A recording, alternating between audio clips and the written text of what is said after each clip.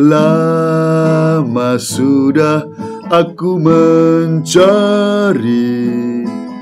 ketenangan di dalam diri, atau tempat pautan hati kala ku sendiri. Dikaulah mutiara yang lama ku cari, sekarang berjumpa. Mutiara yang hilang hanyalah kiasan, tapi dikau orangnya. Kini aku telah bertemu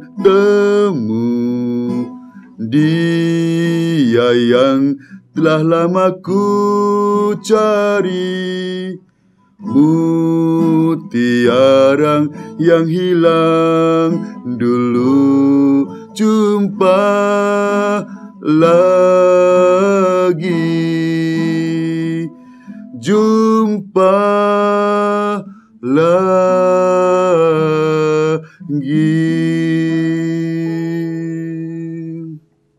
Saudara-saudari yang terkasih, salam damai sejahtera bagi kita sekalian.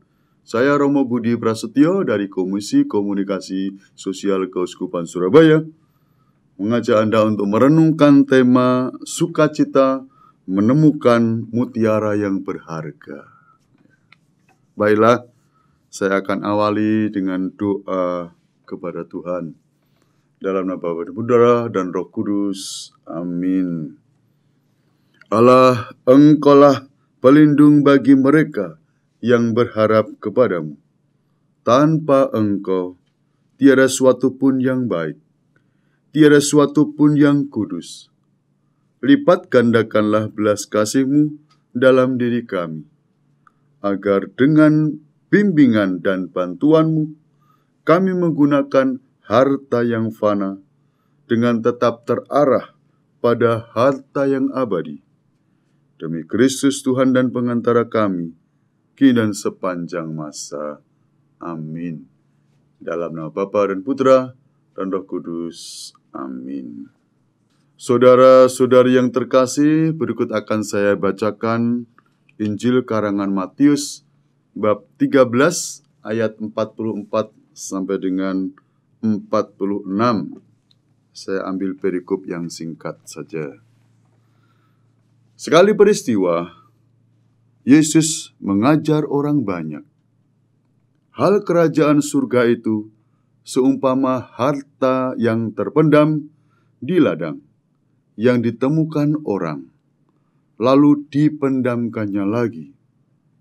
Oleh sebab sukacitanya, pergilah ia menjual seluruh miliknya, lalu membeli ladang itu. Demikian pula hal kerajaan surga itu seumpama seorang pedagang yang mencari mutiara yang indah. Setelah ditemukannya mutiara yang sangat berharga, ia pun pergi menjual seluruh miliknya, lalu membeli mutiara itu. Demikianlah Injil Tuhan. Terpujilah Kristus. Saudara-saudari yang terkasih, menyimak lagu yang saya nyanyikan pada awal tadi berjudul Mutiara yang Hilang, sepertinya mengisahkan kerinduan dan sukacita seseorang yang kehilangan mutiara yang berharga dan menemukannya kembali. Ini adalah kiasan. Otak-atik gatuk antara lagu mutiara yang hilang. Bisa kita hubungkan dengan bacaan Injil yang baru saja saya bacakan tadi, yakni seorang pedagang yang menemukan mutiara yang indah. Bahkan itu mutiara yang sangat berharga. Untuk itu mari kita bersama-sama melihat Ya, dari Injil yang kita dengar, di sana ada dua perumpamaan tentang kerajaan surga. Yang pertama, hal kerajaan surga seumpama harta yang terpendam di ladang, yang ditemukan orang, ya, lalu dipendamkannya lagi. Oleh sebab sukacitanya, pergilah ia menjual seluruh miliknya, lalu membeli ladang itu. Mengapa? Karena di sana ada harta yang terpendam. Sebagai seorang buruh tani, dia menemukan waktu menggali, ya, dia jual seluruh miliknya untuk membeli ladang itu. Harta yang terpendam di ladang bukanlah hal yang aneh di dunia kuno.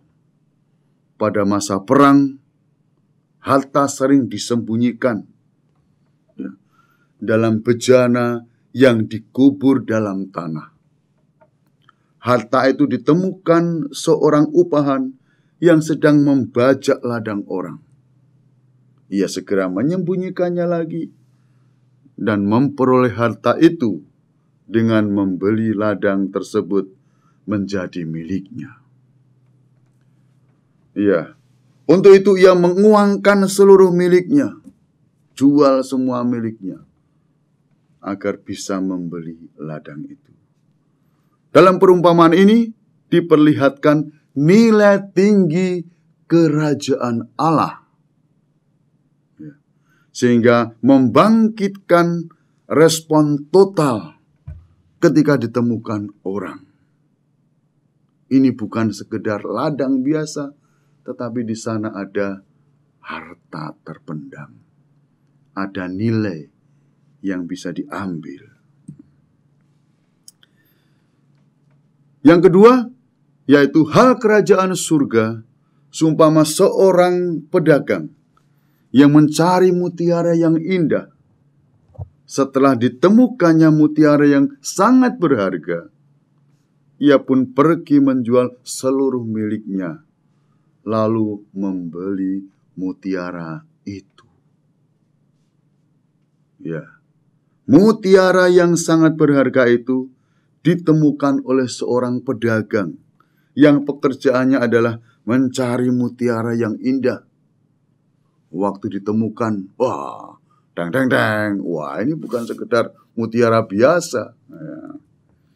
Yang istimewa di sini bukanlah penemuan sendiri, melainkan fakta bahwa orang kaya itu, pedagang itu, akhirnya menjual seluruh miliknya untuk memperoleh mutiara yang satu ini, yang istimewa, yang indah, yang berharga.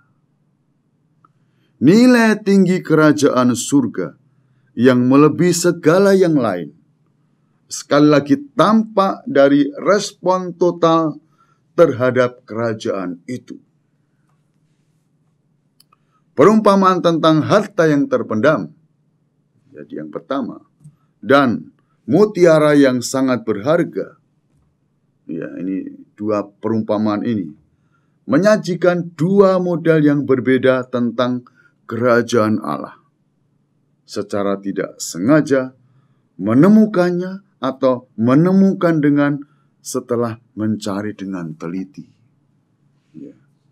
Bapak, Ibu, dan saudara-saudaraku seiman dalam Kristus, ya, kita melihat dari dua perumpamaan tentang kerajaan Allah itu, keduanya berbicara tentang tanggapan total, totalitas respon, ya, yang dituntut seperti kita temukan dalam kitab suci. Bagaimana waktu Yesus memanggil murid-muridnya yang pertama. Ya, dia berbicara, mari ikutlah aku dan kamu akan kujadikan penjala manusia. Matius bab 4 ayat 19. Penginjil Matius mencatat, dan mereka segera meninggalkan perahu serta ayahnya lalu mengikuti dia. Matius bab 4 ayat 22. Ini juga pengalaman spesial dari Rasul Matius yang menulis Injil. Dia pada waktu ada di rumah cukai, Yesus melihatnya lalu berkata kepadanya, "Ikutlah aku." Maka serta-merta berdirilah Rasul Matius, lalu mengikuti dia. Kita temukan dalam Injil Matius bab 9 ayat 9. Jadi tanggapan total serta-merta dengan segera meninggalkan segalanya mengikuti Yesus. Yang ditekankan bukan pada sejauh mana orang harus menyerahkan diri. Ya, ini lebih lagi. Tetapi pada kegembiraan luar biasa yang lahir dari penyerahan diri ke dalam kuasa kerajaan Allah atau kepada pribadi, yakni Yesus sendiri. Yang istimewa di sini, yang perlu kita renungkan, yang ini juga menjadi tema renungan kita, yaitu rasa sukacita itu. Maka betapa indahnya sukacita menemukan mutiara yang berharga. Kita bisa menemukan dalam tokoh-tokoh suci, yaitu Santo Agustinus. Saat menemukan harta yang terpendam dalam tanda petik dalam hidupnya. Tetapi dengan kegembiraan luar biasa. Dia menyadari. Dia tulis dalam buku tentang pengakuan. Bagaimana relasi cintanya dengan Tuhan. Terlambat aku mencintai Engkau. Oh, keindahan lama yang selalu baru. Terlambat aku mencintaimu. Engkau memanggil, Engkau berteriak, Engkau menembus telingaku yang tuli. Bayangkan, orang kudus yang besar, Santo Agustinus, menyadari dia merasa terlambat untuk mencintai Tuhan. Dari penemuan dan pengakuan Santo Agustinus, kita bisa melihat syairnya dalam buku itu, bahkan menyanyikan. Anda bisa lihat dari puji syukur nomor 424 bagaimana Agustinus mengungkapkan hatinya. Tuhan, Engkau mencinta karena cintamu. Engkau mencipta daku untuk memujimu. Gelisah hatiku selalu sebelum mengasuh padamu. Bilakah aku kan berjumpa dan memandang wajahmu. Rasa cinta yang ditemukan oleh Agustinus pada diri Tuhan yang mengasihi dia. Dia merasa terlambat untuk mencintai Tuhan. Dikobarkan lagi. Selain Agustinus, kita juga menemukan seorang tokoh mistik, yaitu Santa Teresia dari Yesus, atau terkenal dengan Santa Teresia Avila.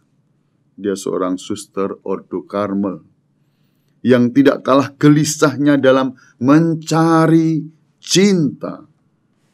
Dalam pencarian cintanya itu, akhirnya dia menemukan harta yang sejati itu, yakni cinta kepada Tuhan.